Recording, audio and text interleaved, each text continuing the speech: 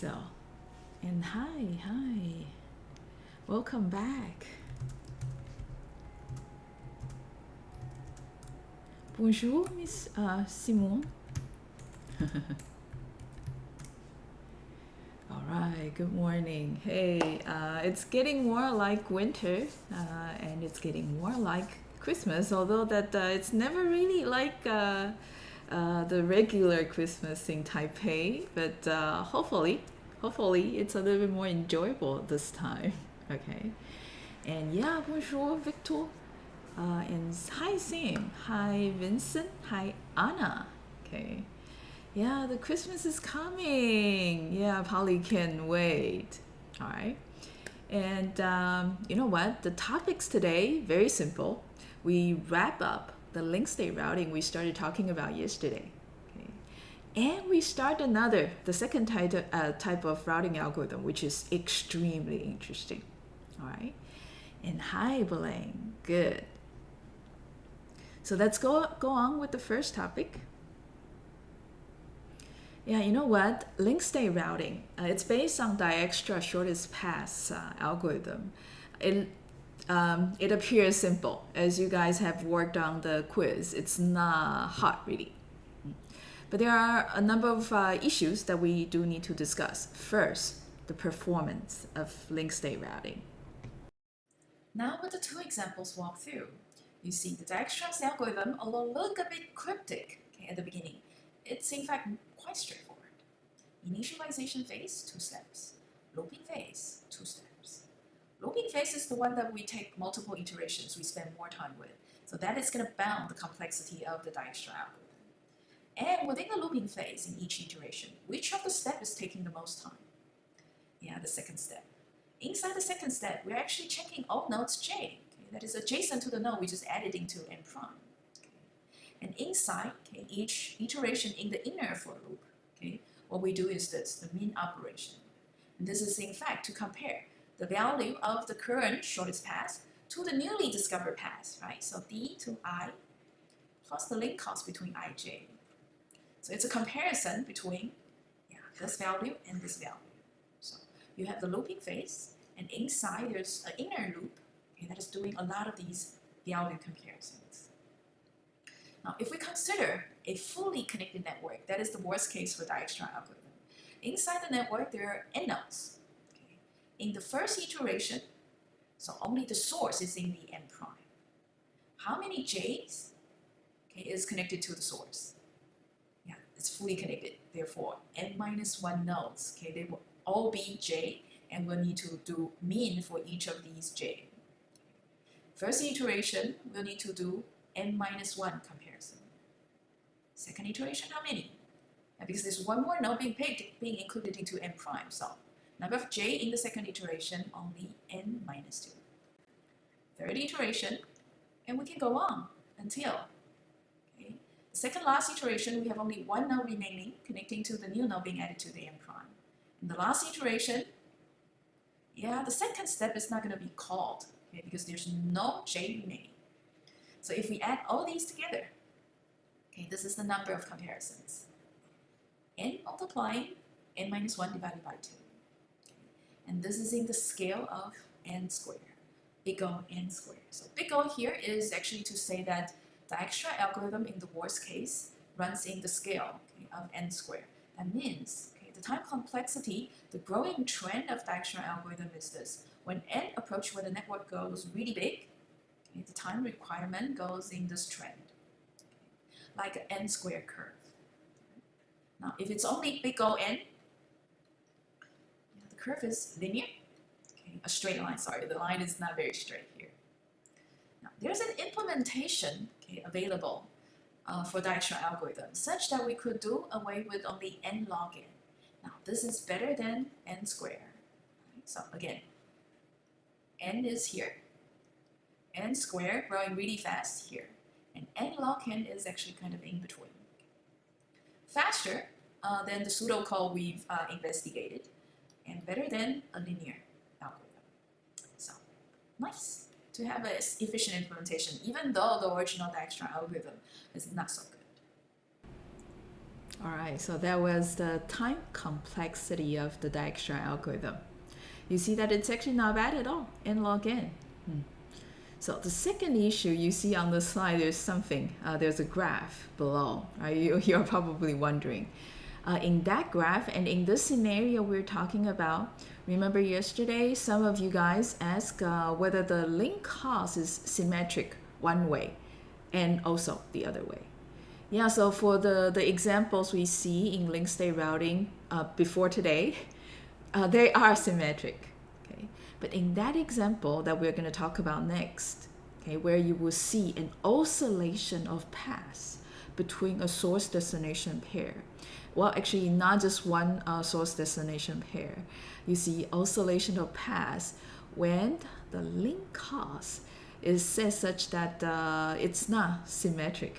Okay, and based on the volume of traffic going on, such as what some of you guys suggested, congestion level. So link state routing here, if the metric for link cost is something like congestion level or traffic volume, you see an oscillation in the paths computed.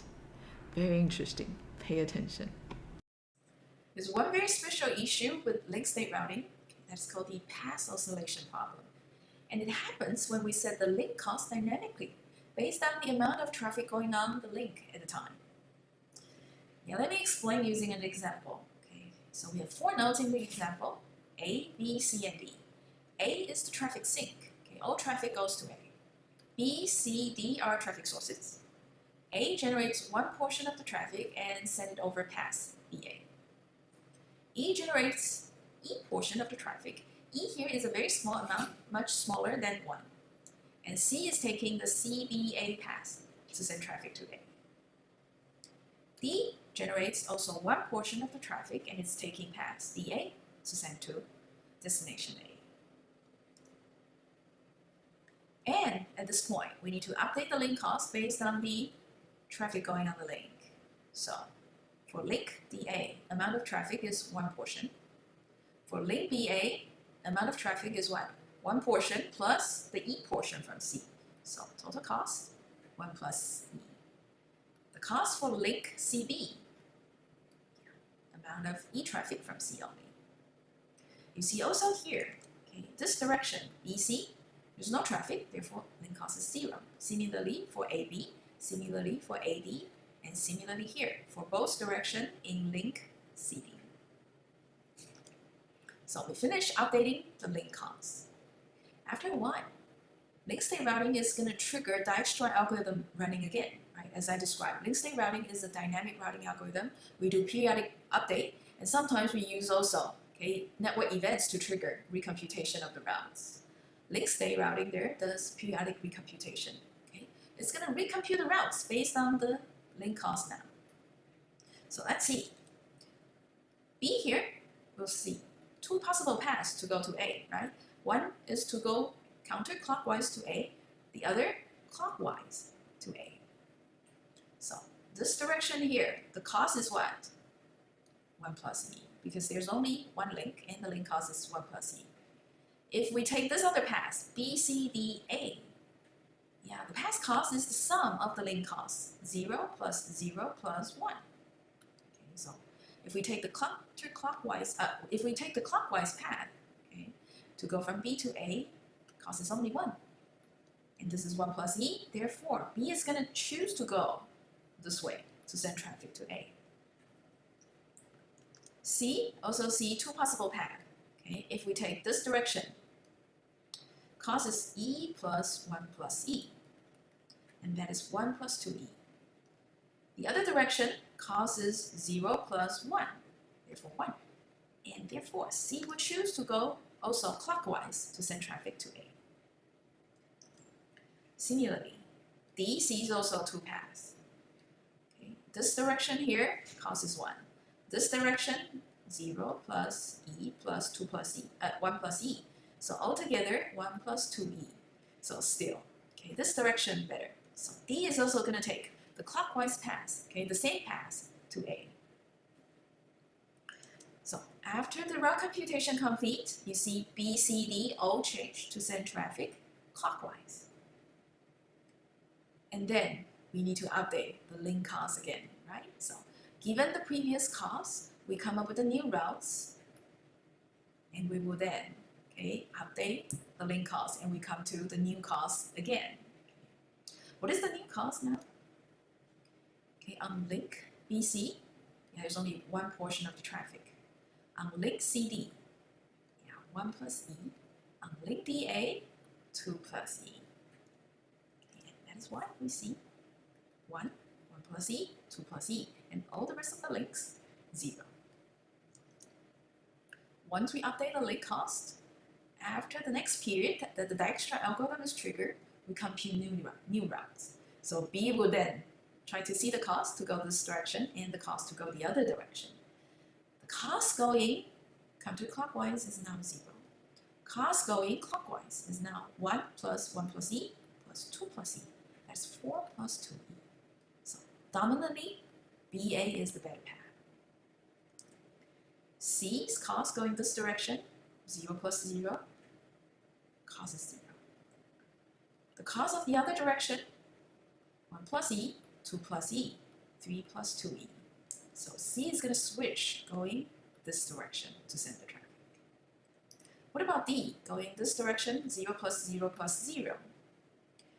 Going this direction, 2 plus E. So D is going to switch for the first time to go counterclockwise. And that's why in the next moment, you see traffic beginning to change direction completely. Okay? From all clockwise, okay, one period before, to counterclockwise the next period. So given these new costs, we calculate the new routes all going counterclockwise, and we update the new costs again based on the traffic. DC is now 1. CD is now 1 plus E. And BA now 2 plus E. And that is what you see here. 1 plus E, and 2 plus E. As a result, B sees this pass costs 0. This pass costs 2 plus E. B switch the other direction. C sees this pass, really high, 3 plus 2E. And this other direction, 0. D, this direction, 0. This direction, super bad, 4 plus 2E.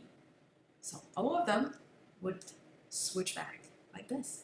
And the link cost gets updated again. Okay. 1 on this link, 1 plus E on this link, and 2 plus E on this link, which is identical to 2 periods before. Okay. And you see the next period is going to be like, the previous period. And the traffic is going to oscillate infinitely, right? Clockwise, counterclockwise, clockwise, counterclockwise. So that is the path oscillation problem if we set link cost dynamically in link state routing. Okay, that's running the very straightforward Dijkstra algorithm. Just be careful here. All right, so that's really weird, right? So you don't want to use a metric for the link cost that's changing quickly. So measure for a longer time and take some sort of average or add plus minus standard deviation. Now, the third issue. So recall when we were talking about link state routing, right? It's based on Dijkstra, which means you need to have the graph of the network first. Now, how do you get that graph, okay, if you are managing a network and configure the network to run link state routing? Well, you know what? That is actually embedded in the link state based routing protocols. And so the technique is what I'm going to describe next in the video. To put simply, link state routing works this way. Each router implements the routing algorithm. It's going to wait until the total information of the network is in place. Then it calls the Dijkstra algorithm.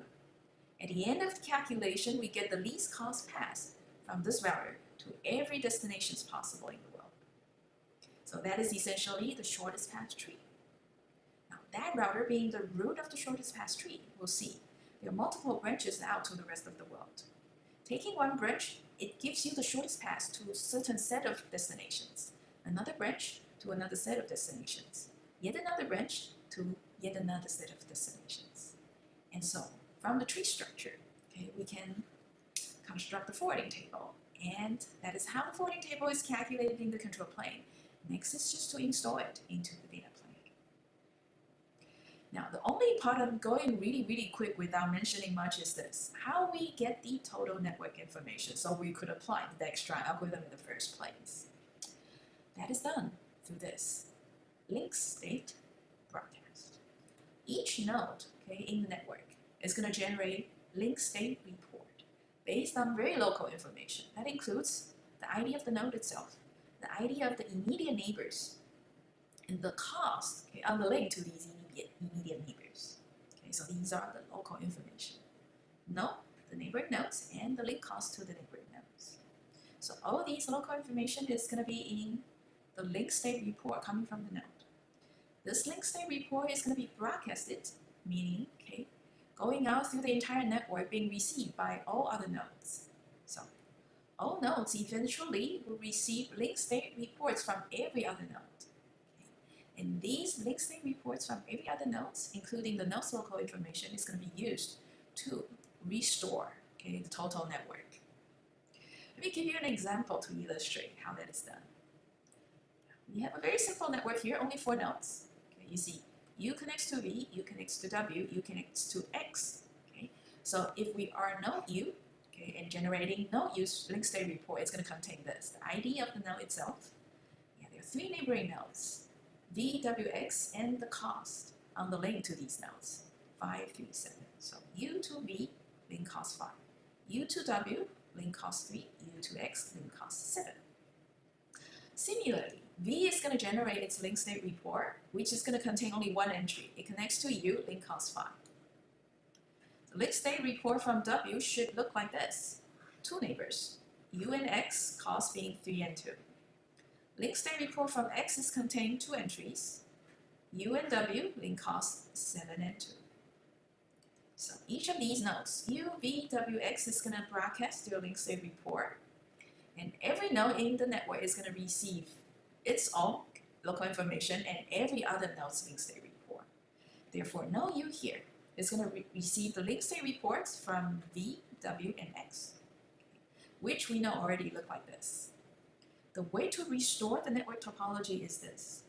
Okay, node U knows the local information. It connects to V, it connects to W, it connects to X. Cost is 5, 3, 7. Now, seeing node V's link state report knows that V and U is connected, cost is 5. V, U, I'm U, so I know, okay, and the cost is 5. W's report is going to tell, okay, the cost to U is 3, which you already know. Oh, W is also connected to X with link cost 2. So W connect to X, link cost 2. X report says I connect to U, so X connect to U, you already know. X reports also that it's connecting to W, link cost 2, which you already have. And you now manage to reconstruct the total network information from receiving link state reports from all the nodes in the network. And it's contributing also so that other nodes receiving U's link state reports can also reconstruct the total network. So you see this one here, U connecting to VWX. Yeah, isomorphic, okay, of the network there. Yeah, so yeah, those link state reports eventually, yeah, arriving at all the nodes, they will look like a adjacency metric. Yes, okay, indeed, Kevin. And last issue, but the very important issue that leads to the second routing algorithm, that is the space complexity. Okay, so the issues of link state routing, we started by talking about, oh, the time complexity is not so bad. We have not yet talked about the space complexity. And here it is, the space complexity. It's actually horrible. So that was the last piece of the puzzle, link state routing. Other problems you see here. Now you know a little bit about the link state broadcast. Yeah, some of you might see this.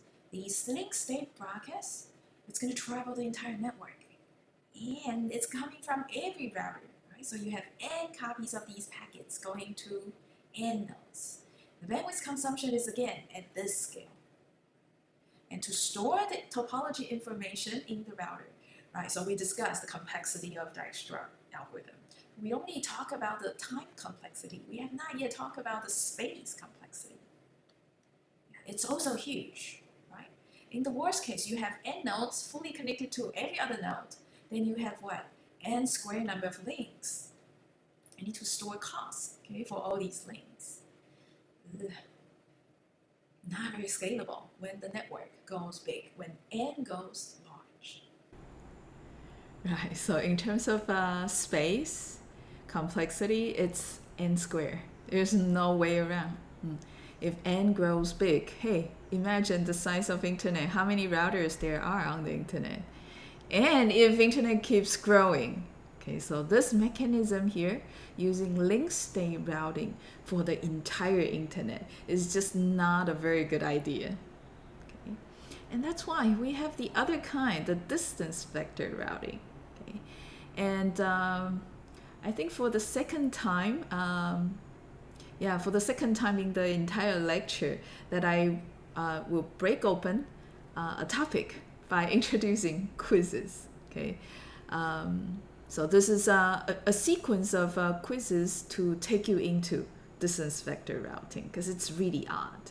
Okay, it's very distributed, and you try to find the best route by looking at only very local information. So let's start from the first quiz. By the way, quiz 39, 40, and 41, they are actually a series. So here's 39. Okay, so this is part 1. And you are asked to be a router. Okay, and to be precise, you be router X, so you are here. All right, and you're connected to router Y and router Z. Okay, and you and router Z closer. The link cost is only 4. You and router Y not so close. Distance is 9, or link cost is 9. All right, and you here tries to send data to W. Okay, someone far away. You don't really have a direct connection to. Okay, but you know, hey, 2 of your neighbors, Y and Z. Y says, hey, you know what? I know W. I know at least someone who knows W. Okay, but Z, this other neighbor, says, no idea. Okay, never heard of W. Okay, now you are router X. Based on these information, would you pass the data to Y or Z, and why? Okay, now go on to W14 quiz 39 and start working on the quiz.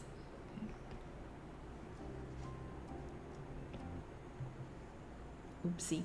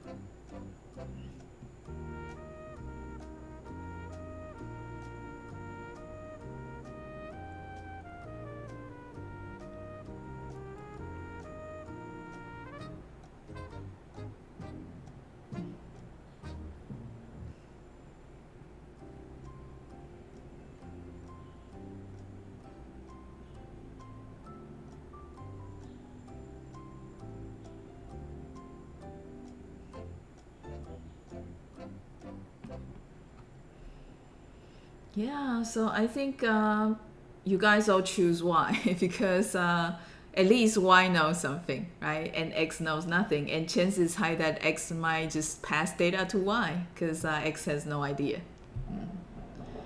Yeah, so, it's almost like your friends network, right? If someone says, okay, I know about this, y, yeah. I think all of you choose y, right? Because at least y knows a way. And x just, I'm sorry. Y, z. At least y knows a way. I'm sorry, I keep saying x. I mean z doesn't know anything at all. Okay. Okay. Hey, Team 6 here. Thank you for waking me up, Leon. Good sense of humor. Yeah, so you see, Leon is arguing for z. Yeah, I like that a lot. Unexpected answer, but you argue for it. We know that z can go to y because we see that the y and z connected too. Makes sense. So it might not be the best way, but sending to z, it's connected to y. And y might also just tell y might just tell z that there's a way to w. Yeah, we don't know how many times does z need to find a path. Yes, okay. So that's a different perspective, right? If you send it to z, then you might need to wait a little bit longer. So Naiming here is saying that, well, just send it to y, because z might ended up sending it to y. Sorry. So next time I should probably use a name that is a little bit easier. Yeah, I think you guys all kind of pick y. Oh, okay. Hey, you know what? Claudia, Team 14.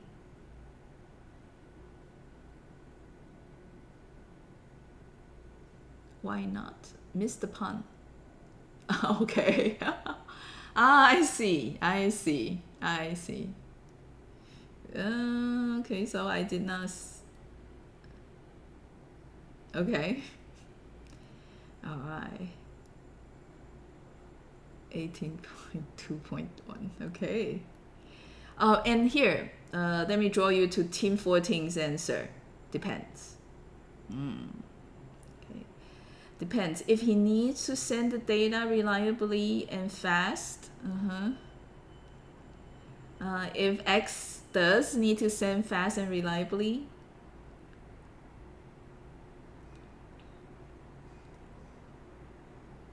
if he's testing a new way, then send to Z. But this might take a long time, right? If fast and reliability is required, then Y is better.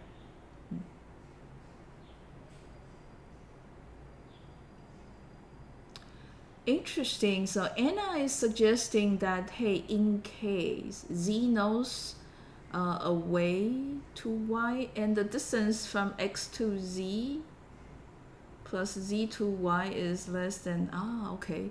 So in a way, one can actually, so maybe I can go back here.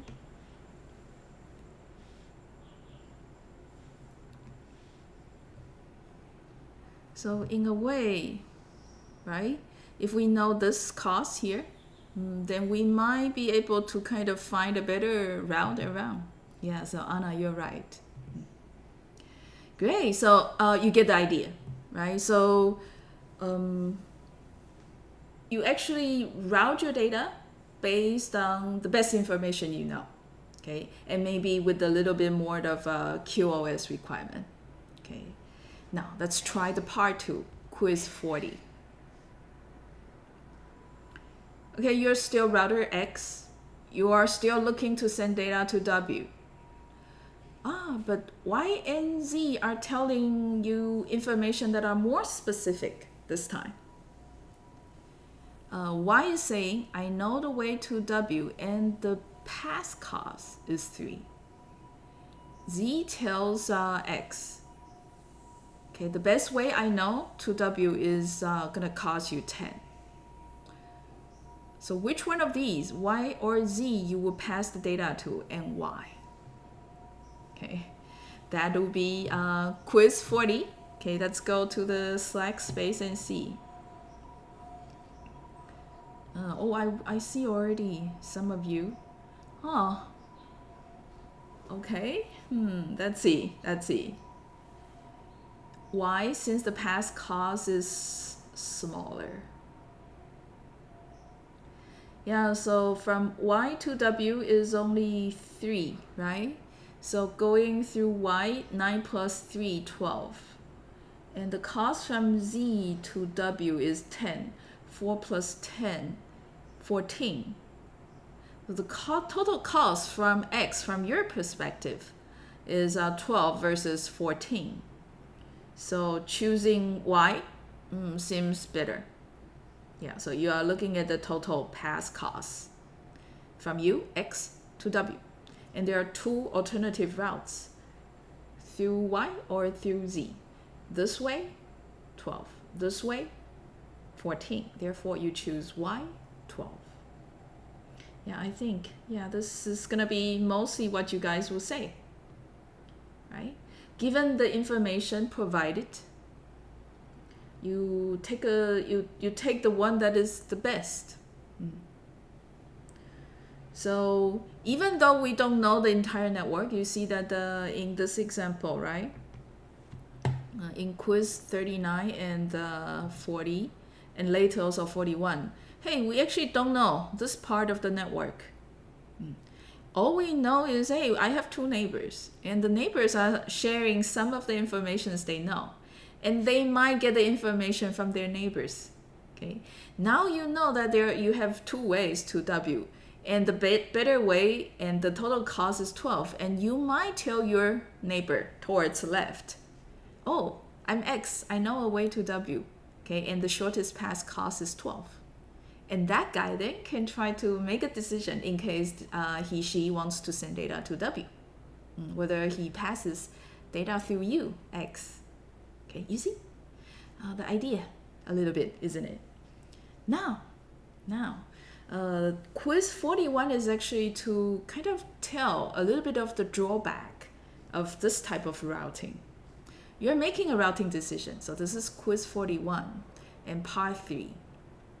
Same network, you the same X, your destination the same W, your neighbors the same, cost to your neighbors the same, and what your neighbors are telling you the same. And only information new is this. Oh, the link cost between Y and Z. Now in this case, would you pass it to Y or Z? And why? Okay, let's see. I see you guys are already up there on Slack trying to answer 41.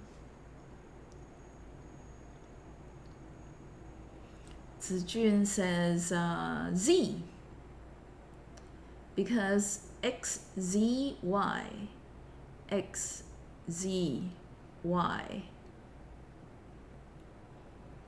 Oh, okay, so if you go XZ, 4, ZY, 2. And then Y to W, there is a way which costs only 3, right? 3.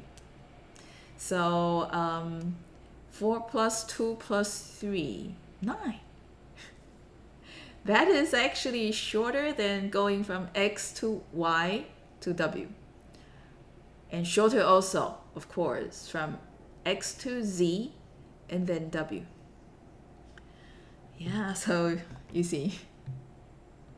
Now, in case we know a little bit more about the network, okay, from our perspective, there might be a better way. So what we are seeing there is that X, Z, Y, and then the YW being 3. Total cost is only 9, which is better than this way and this way.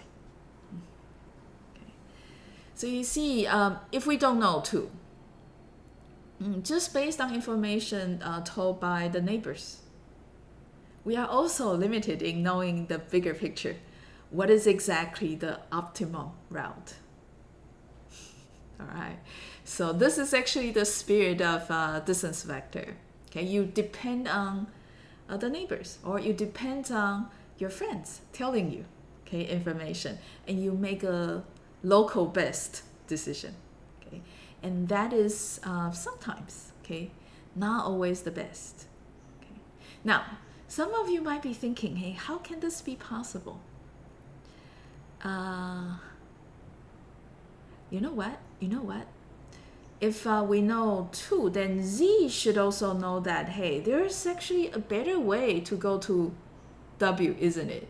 Which is 2 plus 3, 5, which is better than 10. I think you guys are probably thinking about that. There you go. Yeah, Guanting has already thought about that. So Polly was just saying it.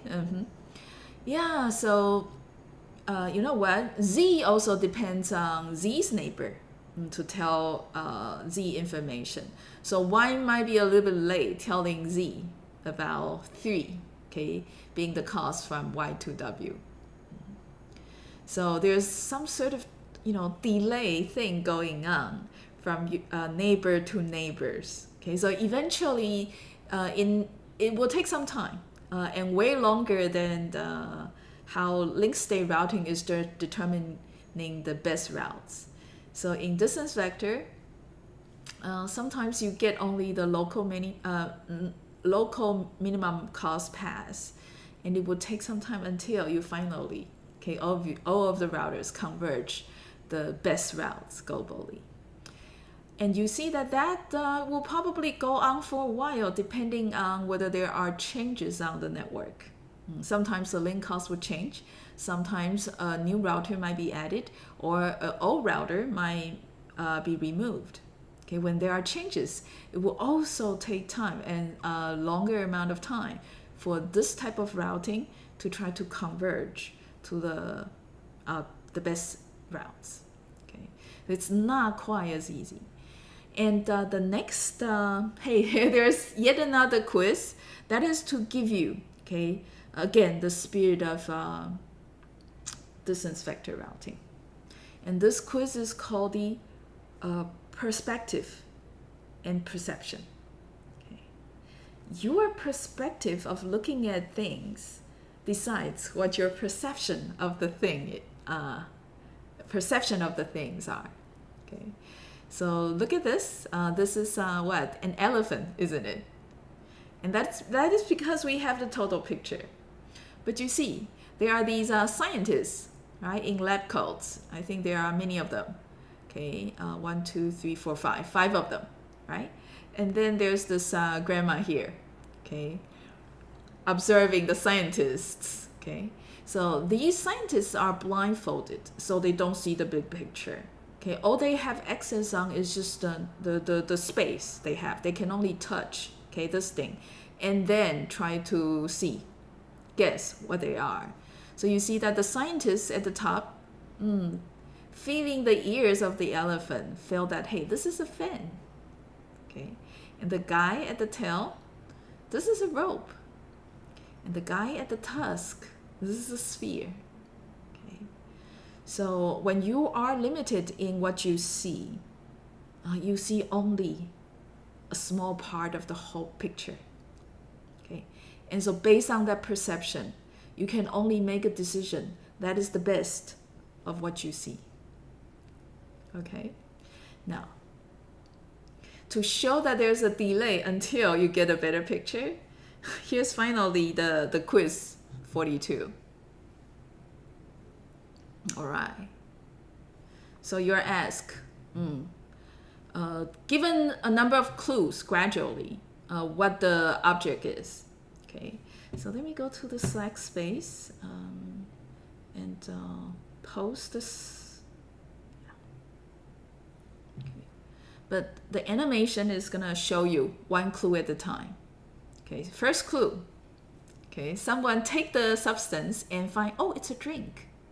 Second one says, it's cold. Is this sufficient to make sure that you guess the things right? Probably not. But there are 3 more testers saying, oh, it's sweet, it's soft, and it's also chewy. Okay. Yeah, so go on to the Slack W14 quiz 42 and guess what it is.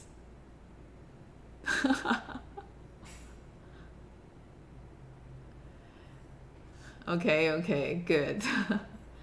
I see, I see. Some of you are very, very fast.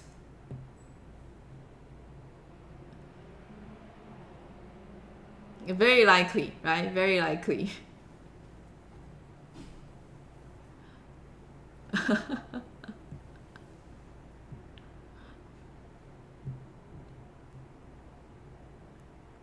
Okay, boba tea. Some sort of jelly too, because chewy, right? So it's not like, not yet. You cannot be perfectly sure what tea it is. But it's obviously a beverage, sweet.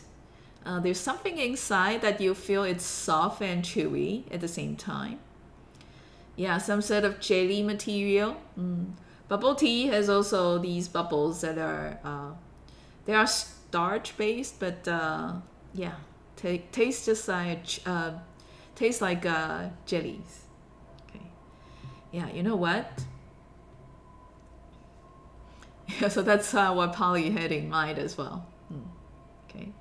So bubble tea, but you see, having more clues over time, you finally converge and come up with the route that is finally fit, okay, and gradually better, okay, than when you know less. Right. All right, so that is the idea. So this video is to say it again, okay, to emphasize the spirit of distance vector routing. Okay. Taro bowl, okay. So I guess some of you like other flavors of the jellies. Taro bowl is good. So international students, try the taro ball, okay? Not just the bubbles. They taste different. There's a certain nice textures, okay, also. Red bean soup, can be. You might be a little bit hungry now, maybe, okay, if you had breakfast too early. So now, the last video here to open distance vector routing to emphasize the spirit. That should give you a rough sense how a router discovers a route without seeing the entire network topology. Yeah, that is asking the neighbors to help. So neighbors will be reporting how they know about the destination. Now you know the neighbor's cost to the destination, and you know the cost for you to reach each of your neighbor. So that be x, and the cost from the neighbor to destination y. You can calculate the sum of x and y. If the value here is not infinity, you've discovered a route to the destination. But in order to discover the route that is the best to the destination, then you will need to check through all neighbors. Okay, for each neighbor, you find the cost to each of these neighbors. And you find out from that particular neighbor the cost to the destination. And you sum up, okay, x and y for that particular neighbor. So you pick I such that xi plus yi is the lowest. There, you discover the best route, the shortest path. And I there is the next hub that leads to the shortest path to the destination. All right. And so now, the next two videos formally introduce the distance vectors algorithm. Okay, so the first video is to introduce this equation called the Bellman-Ford equation, which is doing exactly what I showed in the short video just before this. Okay, let's take a look. And you see right on the slide that what I was describing is exactly how distance vector algorithm works. So we define the term here. dxy is the cost, okay, of the shortest path to go from x to y. And so what we're calculating here is the minimum cost to go from x to y, or to discover the shortest path from x to y. The way to do it is to go over all the v's. Okay, v's are the neighbors of the source. For each v, we calculate the cost to go from the source to the neighbor, plus the cost from the neighbor to the destination. So the sum here is the cost to go from the source to the destination through a particular neighbor v. So all we need to do is just to go over all the neighbors and calculate the sum for each neighbor and pick the neighbor that gives us the minimum value. And that minimum value is the minimum cost, okay, from x to y. And that v there is the next hop along the shortest path to the destination. So by doing this calculation here, we discover the shortest path. We discover the minimum cost. And this equation here is better known as the Bellman-4 equation because this algorithm implemented in distance vector routing is devised by these two great guys. Let's try to exercise the Bellman-4 equation using an example. And let's calculate the shortest path from U to Z. Right? The first thing to do is, hey, we need to have the neighbors, right, reporting, okay, how they know about the destination. So use neighbor including V, W, and X. So V will need to report the distance from V to Z, and that is the entry here. X will have to report the shortest distance from X to Z. Same for W to report the shortest distance from W to Z. And then we can begin doing the calculation. So we'll be going through all three neighbors one by one. So let's take the first neighbor V. Okay, so link cost from the source to V is 2. And dVz is 5. So we have 2 plus 5 here. Okay. From U to Z through V, the cost is 7. Second neighbor, X. So this is the second one. Link cost, okay, from the source to X, 1. And dxz reported as 3. So this is 4 here. Wow, nice. Third neighbor, W. Link cost is 5. And dwz, 3. So together, 8. So obviously, 4 is the minimum value. This is the minimum cost from U to Z. And you know what? X is the neighbor that gives you the minimum cost. Therefore, X is the next hop leading to the shortest path. So here, X here, achieving the minimum is the next hop in the shortest path. And that is also, okay, the link pointing to X is the link interface to insert in the forwarding table for destination Z. And this is the perfect time to take a break. After the break, we'll come back to tell the rest of the distance vector algorithm. So we just now know the Bellman-4 equation. The algorithm is coming ahead. And now, 10 minutes break. We'll return at 11:18.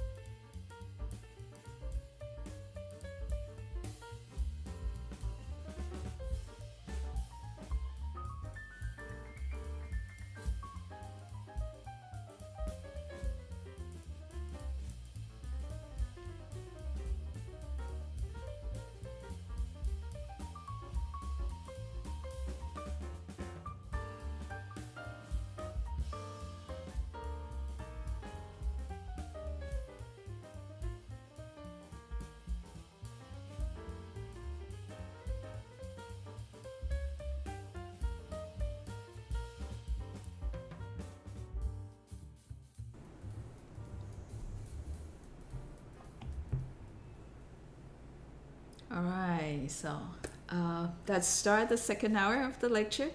So next, the algorithm. And then the example is coming up and quiz 43, okay, the last quiz this week. So let me play the video telling the algorithm. So that was the Bellman-4 equation, which captures nicely how one discovered the shortest path, the minimum cost to go from the source to the destination. But you see also in the previous example, right? Calculation of the Bellman-4 is actually based on these information. Cij, okay, the link cost from the source to each of the neighbors, and these, the shortest distance from each of the neighbors to the final destination. All right. That is also saying the distance vector algorithm as a whole contains the Bellman-4 algorithm. But before the Bellman-4 can be calculated, each node will also need to collect these information. Now, this is actually configured in from the network admin when the network is established. Now, this actually relies on the neighbors, okay, sending their routing information to the node. Okay, so next, what I'll be talking about is to go over the entire distance vector routing algorithm covering both the message passing part as well as the Bellman-4 part. Now, before I talk about the entire distance vector routing algorithm, let me introduce just one more notation. dxy is the shortest distance from x to y. This is not new. The new one is here. A node is going to maintain the shortest distance from itself to every possible destination existing in the network. So capital N here is the set of the nodes in the network. So we do have multiple values of these dxy, okay, because there are multiple values of these y's. So each of these values is the distance, the shortest distance to a destination in the network. Therefore, we call this a distance vector. It's denoted as capital D. Okay? Now, because this is a distance vector for node x, therefore it's called the dx. Good. So the distance vector routing algorithm, the goal is to derive dx, okay, for each node x, right? And before we could calculate dx, okay, the node here needs to have two pieces of information. Okay, according to the Bellman-4 equation, we need to know the link cost from the node to each of the neighbors, so CXVs. Now, in order to have the shortest distance from each of the neighbors to a particular destination, yes, we need to also know, okay, the neighbors' distance vectors. So for each v, node x here also maintain dv. And now the algorithm of distance vector routing. You see here, okay, key idea is it works in two phases. First of all, each node sends its own distance vector to the neighbors. So this is the message passing phase. And then two, when the node receives the distance vectors from all the neighbors, Bellman-4 equation calculation begins. And as a result, okay, the node x there discover its own distance vector. And we could loop back. Okay, this node here then will pass the dx to the neighbors. Okay, that is the general idea of distance vector routing algorithm. Okay. The Bellman-4 equation, now this is the Bellman-4 equation. Okay.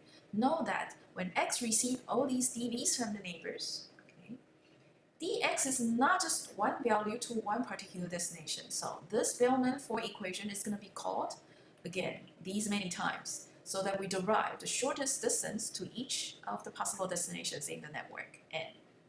All right. Final note here.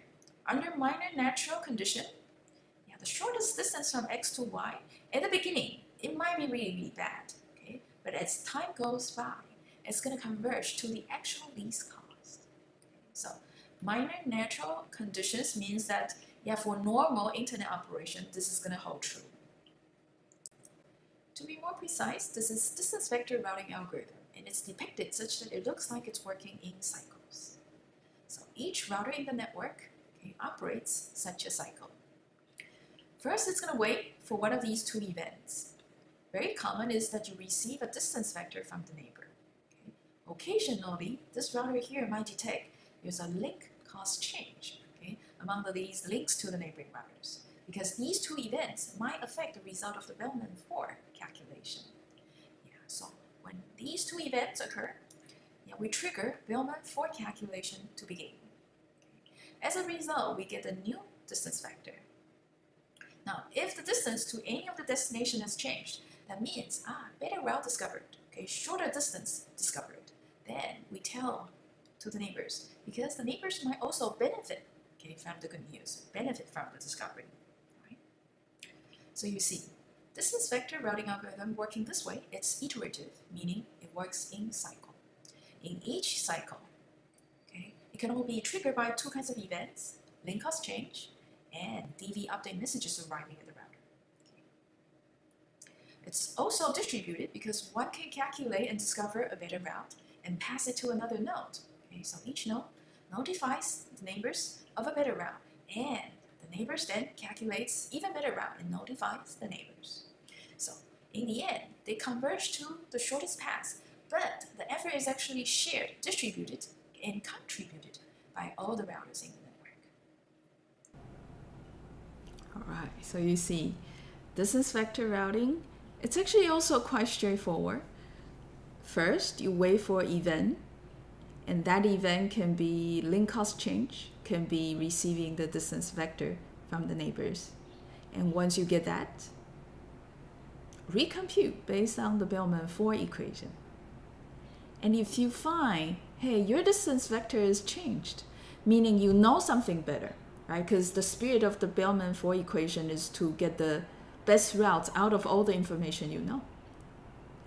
And so if you know something better, definitely, right, tell your own neighbors again. And that message is going to reach your neighbor, and that's going to trigger your neighbors to also get triggered, recompute based on Bellman-4, and come up with better table, better vector, and send it to the neighbors. All right. Is the dimension of vector? Yes. Kevin, you're perfectly right. In the quiz 39 to 41, we are only telling the cost to a particular destination, W. But you see, inside the network, there are many possible destinations. So what each of these routers are telling the neighbors are essentially a whole array of possible destinations, the cost to these possible destinations. And there are order of n. So of course, you probably don't need to maintain the entry for yourself, but usually you just do that, okay, to be consistent. In fact, in the example coming up, you will see a concrete. Okay, example time. In order to make sure that you understand this thing clearly, let's use a concrete example.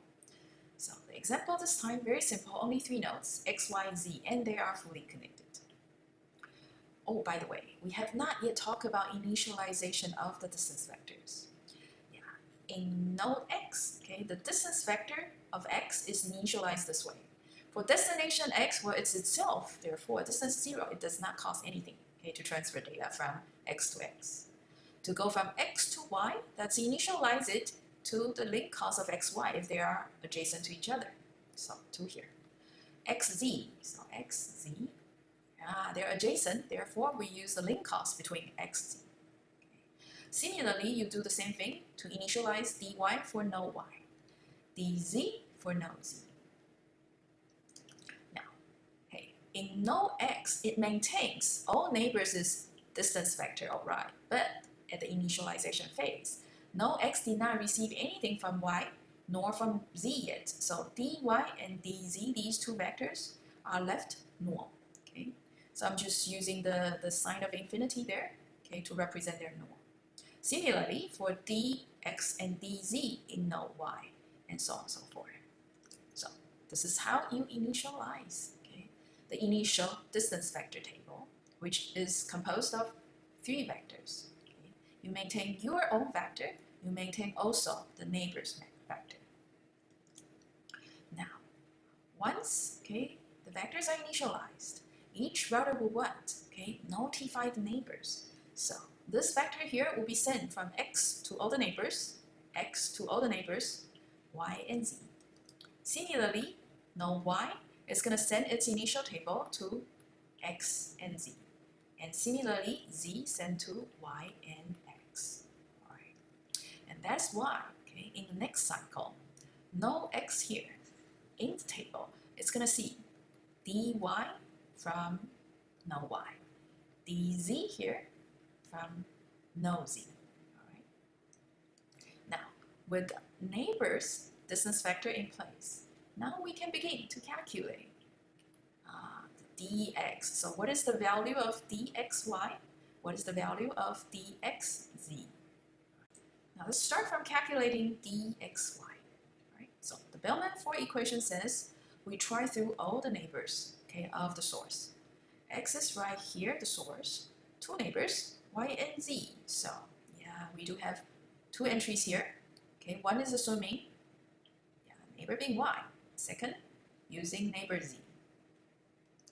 So, okay, for the first sum, we use the link cost from the source to first neighbor, and then adding the shortest distance from the neighbor to the destination. Now, in this case, neighbor happens to be the destination, so this is 0, okay, as dy y says 0. Link cost xy, 2, so 2 here. Now, for the second neighbor, z, link cost of xz, 7, so 7 right here. Shortest distance from neighbor z to destination y. Okay, then we need to look up the table. From z to y, right here, it says 1. So 7 plus 1, this is 8, and this is 2 only. Therefore, y here wins. Okay, y is the next hop router, okay, to y. So therefore, we write 2 right here, okay, for x, y. And now we derive dxz, okay, so from x to z. Again, from the same source, two possible neighbors. One is y, the other is z. Link cost from x to y, 2. So 2 right here. Shortest distance from y to z, we'll have to look up the y row here to z. So the distance vector from the neighbor y suggests it should be 1. That's what we are seeing here. Now for the second neighbor z, link cost from x to z, 7. So 7 here. The shortest distance from neighbor z to z, trivial. And yeah, it should be 0 here in the table. So this is 7 and this is 3. Therefore, y wins again. To go from x to z, take this path. And we can add 3 back to the distance vector of x. And what do we do next? Yeah, now x here acquired the new distance vector. It's going to what? Send it to all the neighbors. Okay. So this is the first cycle, calculating the dx, okay, from the x's point of view. Similarly, no y there is going to be calculating the dy. No z there is going to be calculating the dz because it's receiving dx and dy. All right, so that is just, deriving dx again after receiving dy and dz in that example. Okay, so quiz 43 is asking you to exercise Bellman-Ford equation, okay, and compute this. The table in node z. Okay, so we were working on node x at the top, right? In the first iteration t1. Now let's develop dz, okay, which is in node z at the bottom at t1. So to be more specific, okay, this is what we are trying to do here for quiz 43. Okay, so again, you are seeing that the first column are the initialized, okay, distance vector table. And by now you see a distance vector table essentially contains the node's own distance vector. And because every node is receiving distance vectors from the neighbors, so you also have all your neighbors' distance vector.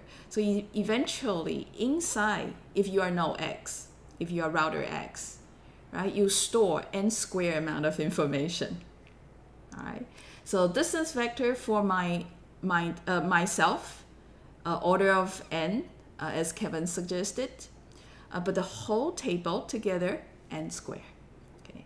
And you need that table there, as well as the network topology, the graph of the network, together to support the Bellman-4 equation computation. Okay, so what the video show is to calculate the dx at t1. Now, you have 10 minutes of time. Okay, take your time and try to exercise the Bellman-4 equation and calculate dz, okay, for no z. You see dz or no z here after receiving dx and dy. Z can also recompute the dz. In fact, it's actually triggered according to the distance vector algorithm, right? And then you then apply Bellman-4 to find out, okay, what is the best route to x and y. And if there's a change, distribute the new vector, okay? So you have a good 10 minutes, okay? Let's exercise this.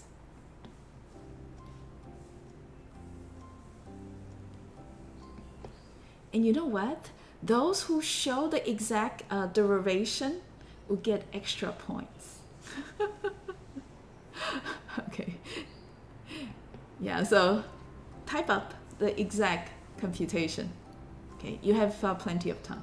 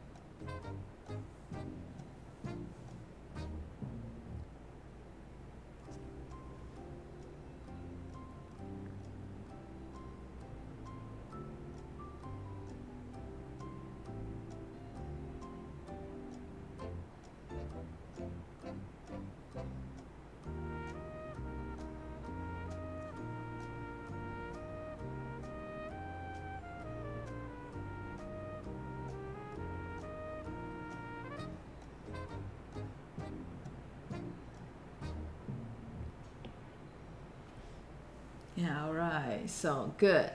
I see that pretty much all of you get it right. And I think Team 12, yeah, Yuqi's presentation is the easiest to show. Okay, so this is very much like what's shown on the slides in the video.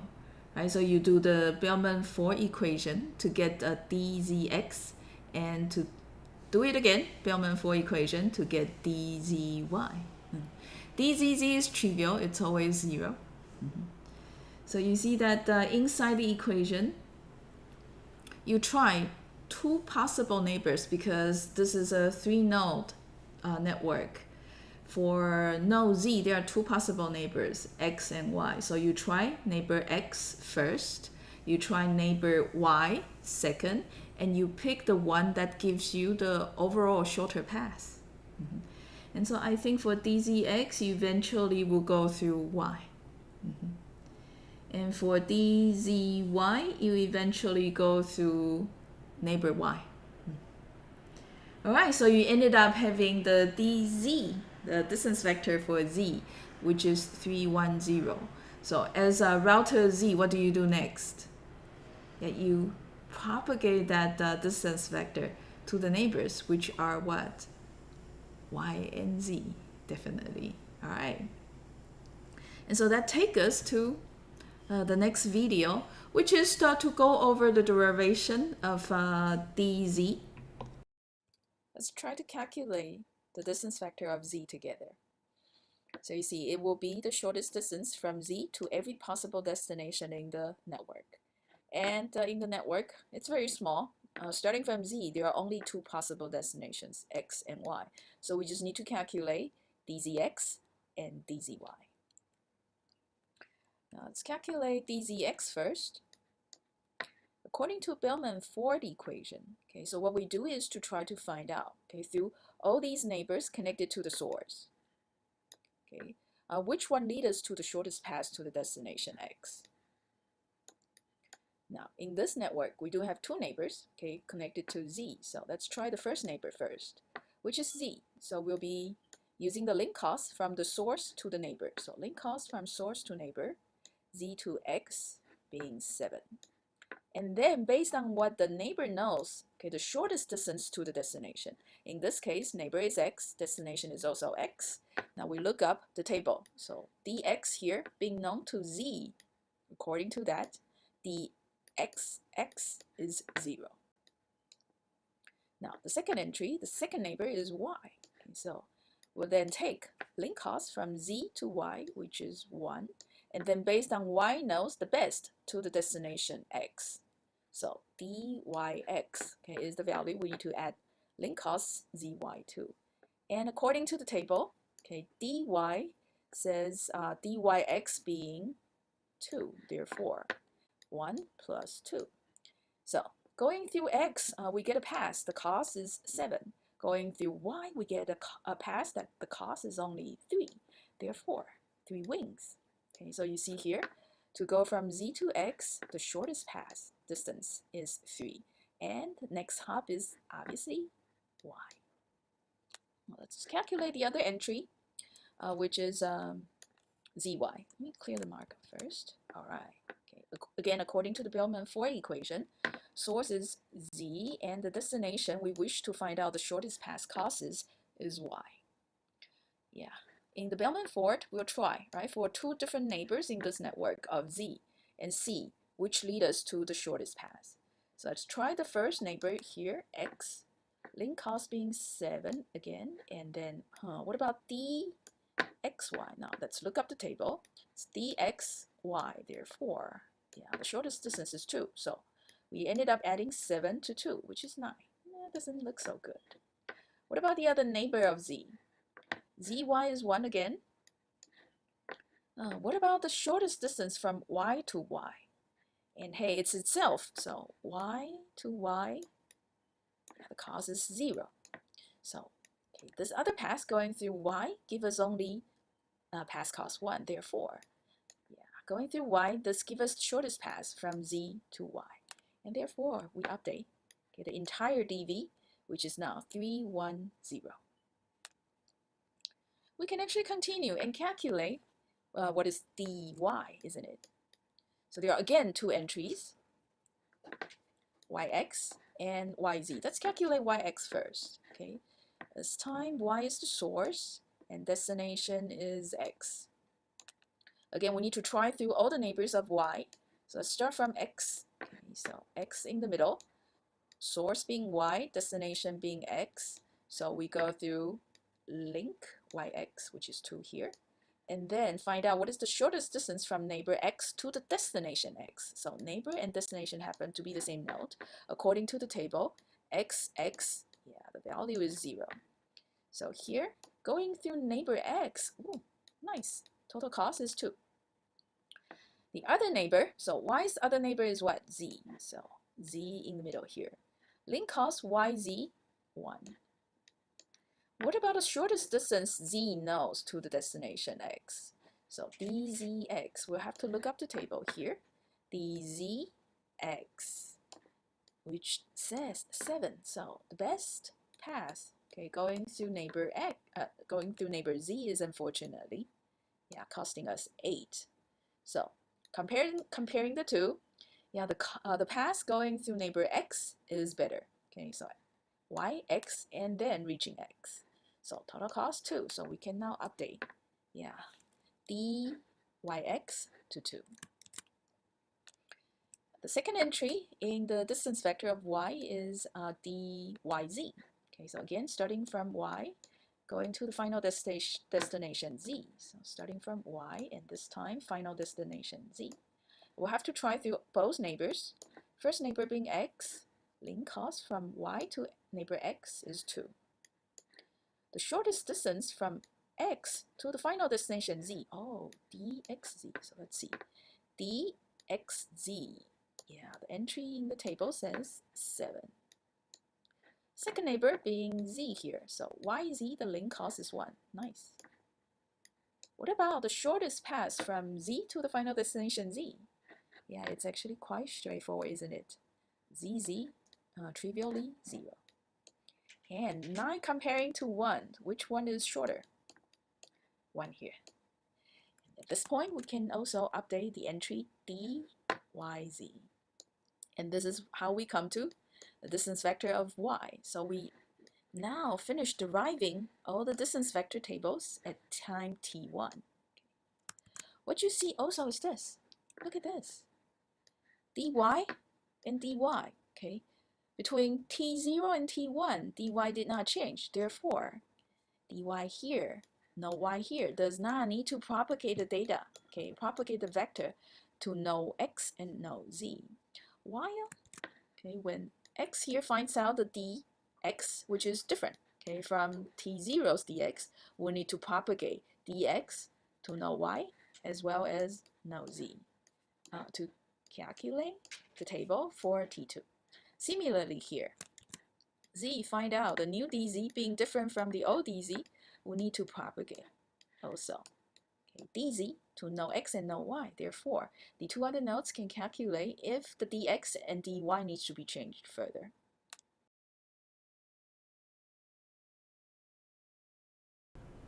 All right, so this is actually not poly having glitches controlling OBS.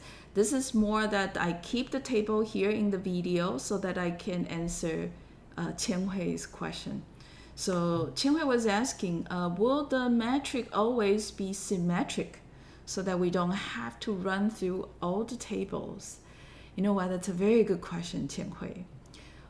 When the routing tables converge to the shortest path eventually, yes, these metrics will all look symmetric.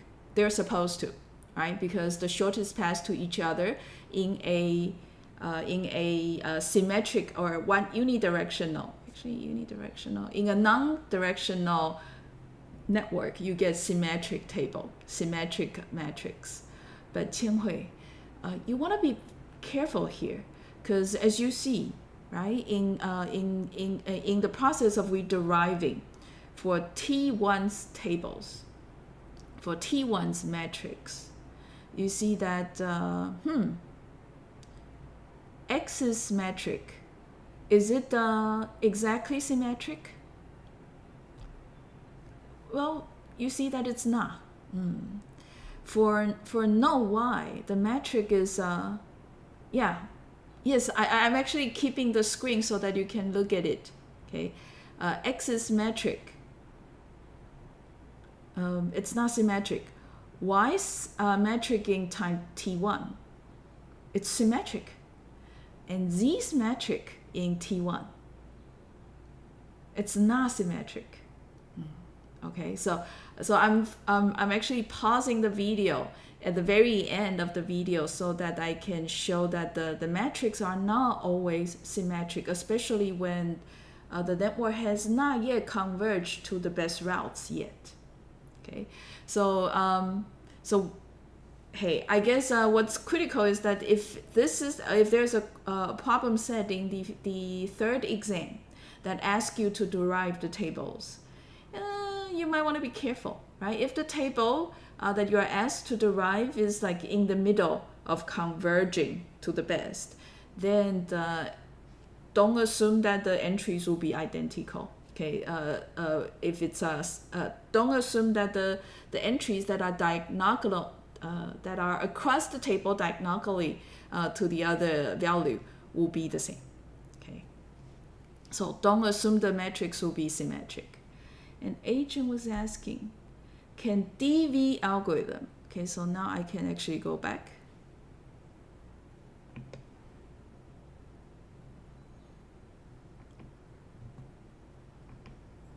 Can go back to the topic side so you guys can see me.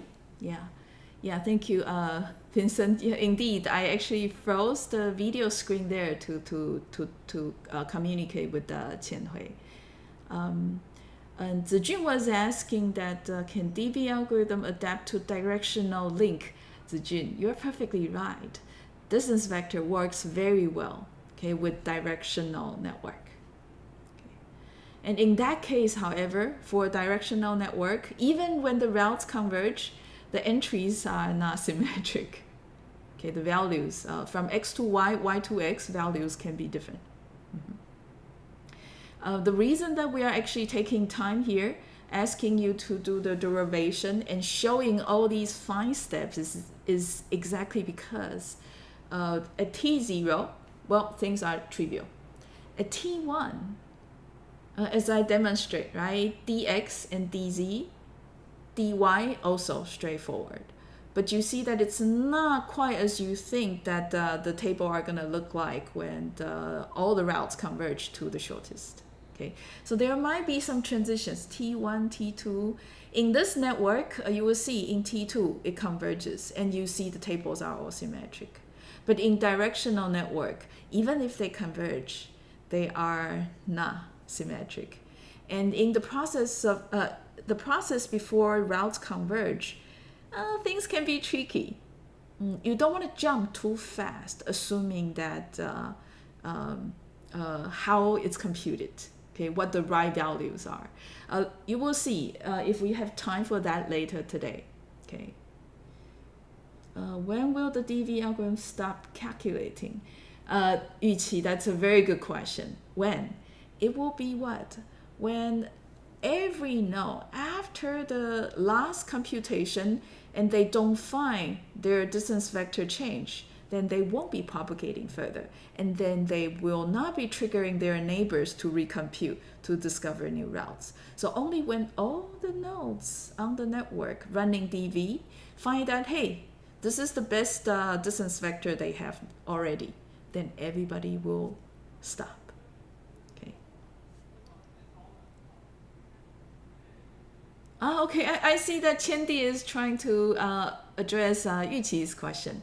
Yes, Chendi, right. The end of process will be that there's no more updated distance vector from the neighbors. Anna, I'm gonna take some time. Sorry. Yeah, I understand that these long exams, they are very traumatizing. Yeah, so you know what? I promise that I will be more understanding of you guys. So the last exam is going to be shorter. But you see, it needs to be shorter as well because doing the derivation is going to take time. Okay, so I will try to allow you more time to do the derivation so that you can also double check. Okay, and will be a little bit more like the regular exam. But okay, promise me that you don't need to actually copy from others. I know that you can do it. All right. And because of this much trust, I'm gonna make the third exam just like the normal exams. All right. And you know what? 千惠 and Yuqi, you'll see there's one more video about that exam. Just that simple about that example, sorry. To make you nervous mentioning exam too many times. There's one more video for that very simple example to show that the network will converge and there'll be no more distance vectors being passed around. Okay, here's the last video of that example. So after the quiz, you'll see dx has changed and dz changed as well. So no x and no z will be propagating, okay, the newly discovered, the better distance vector, like this. Okay. So no x receiving the update is going to replace this with a new distance vector. Just like y here, okay, this vector here is going to be also replaced with a new vector from z. Similarly, this vector here is going to reach z, and z is going to update from 027 to 023. Now, what's a bit special is this, okay? In the quiz, you see that dy here at no y is actually not changed. Therefore, no y here is not going to distribute to 0, 1, okay, to x nor to z. Okay. So this stays the same. Therefore, this and this stays the same. But no y here is going to receive a new dx and new dz. Therefore, this gets changed to 023. This gets changed to 310. You see that in cycle number 2, x, y, and z, they actually converge. Okay, the view is consistent, and they all converge to the shortest path, okay, the least cost path. So, in this very simple example, we see distance vector using the Bellman-4 equation works really well. Converges in 2 cycles. Okay, so, and Vincent, it's not OBS malfunctioning. It's Polly trying to show that at this time, at T2, you see that after all the computations converge to the shortest path, these distance vector tables, okay, or Qianhui called the matrix, these tables are symmetric because the network is unidirectional. Okay, good. And now we enter the next topic. Okay, because so far the example we see is that we started up a network and they will initialize.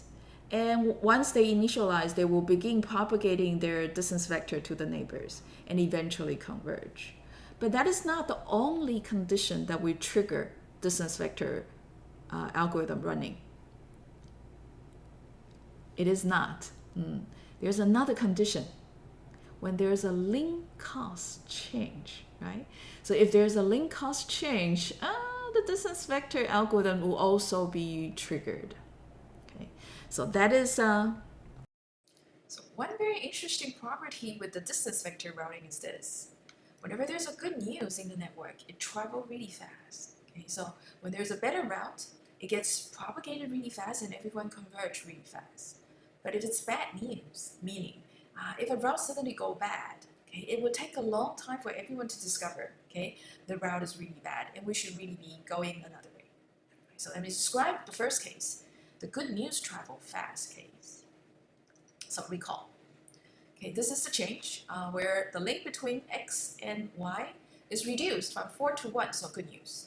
The node is going to detect local link cost change and update the routing information and trigger Bellman-4. If the distance vector changes, then send to the neighbors. So here, link change from 4 to 1. So at time 0, y is going to detect the link cost change and update its DV and inform the neighbors here and here. So next point in time, z here yeah, it's going to receive this distance vector from y. Okay, it's going to see, oh, the shortest distance from y to x is now 1. Okay, therefore, z is going to update the shortest distance to what? 1 plus, yeah, the cost from going from y to x, which is 1 now. That is 2, which is better. Okay, so z is going to update its own dv and send it out to the neighbors. And y is going to receive z's update. Okay, yeah, z says, okay, the shortest distance to x from me is 2. And y sees that, hey, I don't have a direct connection. My shortest distance is already 1, right? Your shortest distance to x is 2, plus, yeah, the link cost from y to z. Yeah, this path is not better. Okay, so y there will not discover a new path, okay, a better path to x. Therefore, distance vectors stay the same. Okay, no more message being sent out. Okay, back to z. Network converges. Everyone goes to the steady state. The second case is the bad news travels slow. So you see from the scenario, the link cost, instead of dropping to 1, now goes up to 60. Super bad news. Of course, x and y here would detect there is a link cost change. But in this scenario, it would take us 44 cycles until the network goes back to the steady state, until they all converge to valid shortest path. Okay. Now, bad news travels slow, meaning routes converging slowly. Okay, that is also referred to as the count to infinity problem. Now let's go to a quiz to see what's going on there. Okay. And obviously we don't have time for that quiz. So you can imagine next Wednesday we'll start the lecture with a quiz. So you will see that how slow it is to try to converge the best path if the link cost is suddenly going really bad. Okay, good. So let me address, I think it's probably, hey, I think Wei San knows. It's asking to confirm. Okay, now you see, in link state routing, we need to what? Use n square space at least, right? To store the entire topology. So at least you need to keep all the nodes. And the number of links there are on the network can, at the maximum, in the worst case, n square. So overall, it's big O n square memory space. But in distance vector, how many? It is at least order of n, right? You need to keep your own distance vector. What else? You need to keep also your neighbor's distance vector, right? But the number of neighbors you connect to, of course, the worst case is still n, but that's also very rare. So you just keep your own vector and your neighbor's vector. Okay, so yeah, so the amount of memory space supposedly for a distance vector in a router is a lot lower. Okay, so space efficiency is much higher. Okay. Oh, there are more questions. Let's see.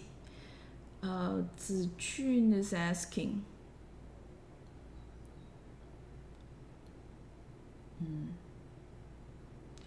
Worst case, yeah, number of nodes.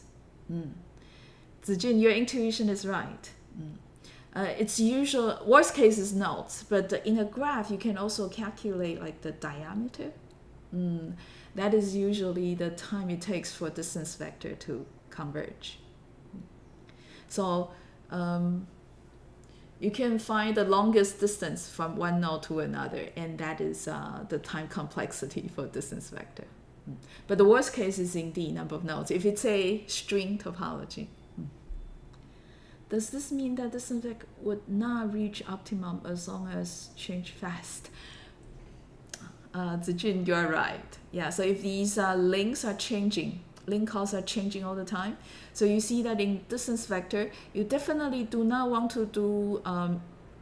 to use metrics like congestion or traffic volume or delay, because then there'll be distance vectors being propagated again and again and again, and it's never stopping. Yeah, Zijun, very good intuition.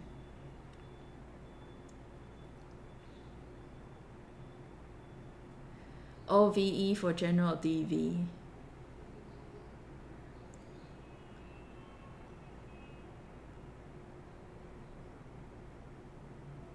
Vertexes, yeah. Yeah, exactly. How many edges to the neighbors? Okay, very good. Yeah, so with that said, we conclude the lecture today, and here's the cue to say goodbye. See you next week.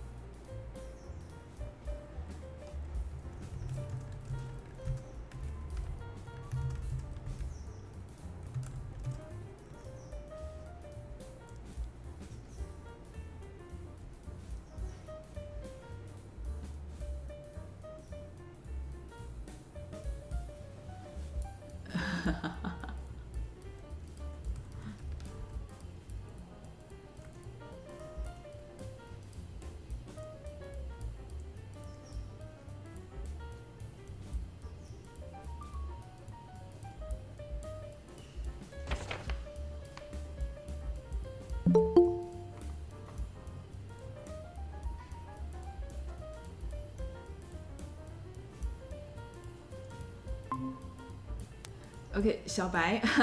So give me a second so that I can close give me a second so I close the stream. Otherwise, our Q&A will be broadcasted. Okay, and you probably don't want that. Okay, so let me. Okay, bye. Go get lunch or a bubble tea.